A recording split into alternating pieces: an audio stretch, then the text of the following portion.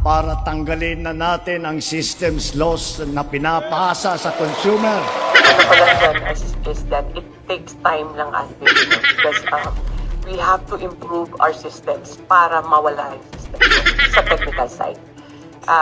Kailangan ayusin lahat ng linya. May iba kasi mga luma, pag luma, lalo kung luma, then the friction is bigger, so the losses are bigger. So kailangan ayusin siya. But it takes time because this all cost money. Pero ngayon po, buti na lang nga na-mention ng Presidente at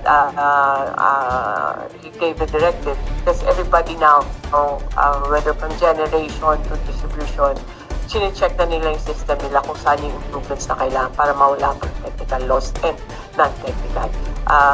Both have different ways to approach, pero yun po yung intention nila.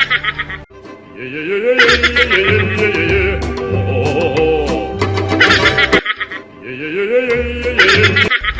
God for a new day. Magandang tanghali. 6 more minutes, magre-resume po ang impeachment court. Magche-check-in lang ako sa inyo at mga ngamusta.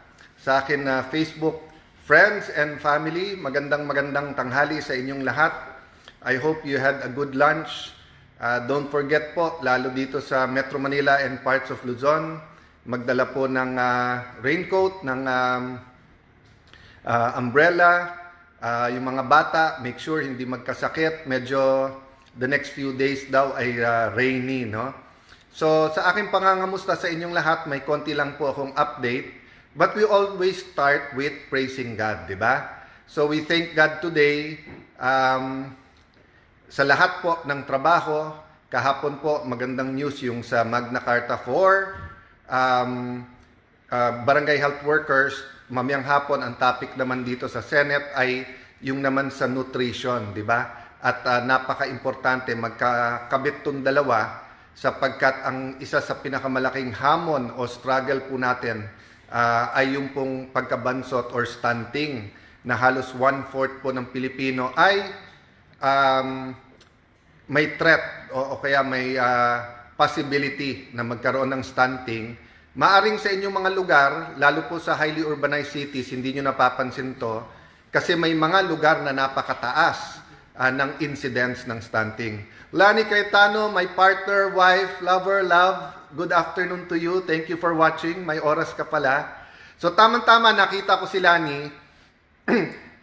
Iniimbitahan ko ang lahat ng ating kababayan. Usually pag Christmas, usually kapag Valentine's or may malaking event, Holy Week po, yung buong lakeshore area po ng Taguig, yung pong government side kasi may side yung papunta na pong Pasig River na may mga private. But dito po sa Bikutan, for a few kilometers, yan po ay gobyerno lahat po. Hindi totoo po yung mga marites na nagkakalat na may reclamation daw dyan na private.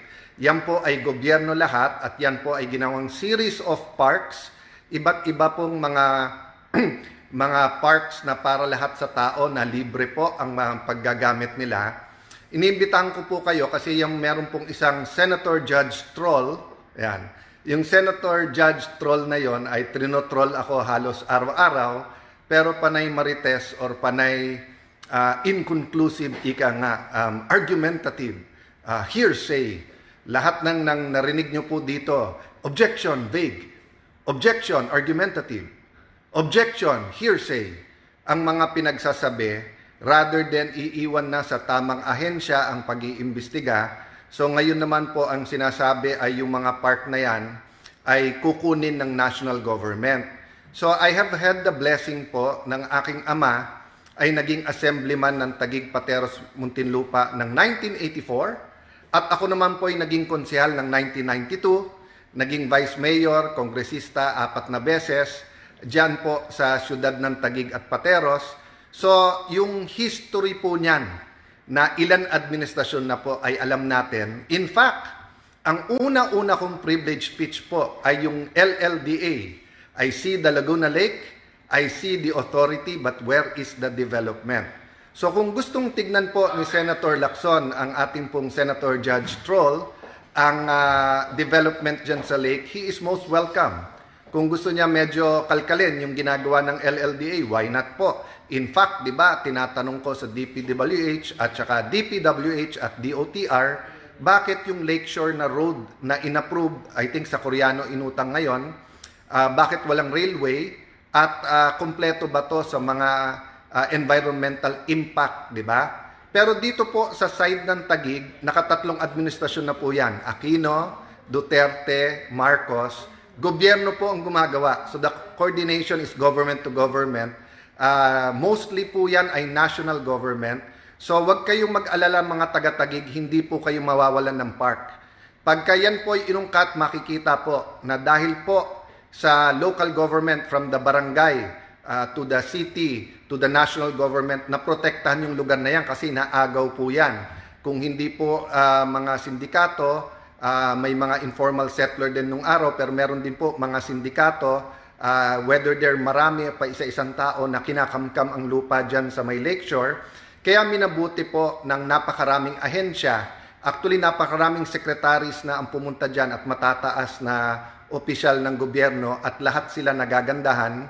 Pag Christmas po, di ba, mahigit 20,000 a night ang pumupunta dyan sa Christmas Lights Park, no?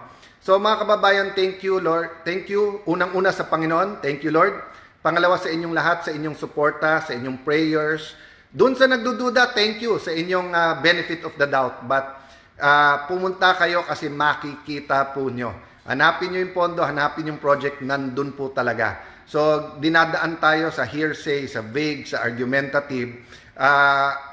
Pagbigyan na po natin kasi medyo siguro masama pa loob sa mga pangyayari the last few weeks, di ba? But as I said, ako ang hinahanap ko trabaho. Ang hinahanap ko maging productive. So it's his choice kung hindi po siya tumutulong na mag-develop ng mga area. But ako po, whether it's Taguig Pateros, Metro Manila, mga lugar sa Visayas, sa Mindanao, kinagagalak ko po na naging instrumento din po. Lahat naman tayo instrumento lang ng Panginoon, di ba? But naging instrumento tayo ng magagandang project all over the country. And the record is there. Naging senador ako 2007. So matagal-tagal na rin po. Kay Mateo from Vancouver, God bless you. Love Mon, dapat si Lacson imbestigahan. Dadating sa tamang oras. Ngayon kasi kakampi niya lahat eh. Matapang magpa-imbestiga kasi kakampi niya lahat. At yung mga ahensya, yung mga tinatawagan niya and everything. Siyempre, entertain siya. Alam mo naman style niya, may kasamang pananakot. But I'm confident when the agency sit down, when it is a sober, even po yung sa final niya sa ombudsman, pag tinignan to ng mabuti, makikita po nila na napakaganda po ng development ng ating syudad at makikita nila na ito po ay isang modelo din na pwedeng gawin po sa Rizal at Laguna, around the Laguna Lake. Aside from others, konting trivia po, alam niyo po ba na ang buong Singapore ay kasya sa Laguna Lake? Ganon kaganda, ganon kalaki ang Laguna Lake. Sayang po, nagka-pandemic lang kasi after Boracay, yung paglinis ng Boracay, yun ang tinutulak natin kay President Duterte noon na yung development na yung ecotourism, yung ecology, yung kagandahan ng Laguna Lake. God bless you guys. See you soon. At siguro sa tamang panahon, one way or the other, iikot namin kayo doon. So prayers lang po. Remember, faith moves mountains.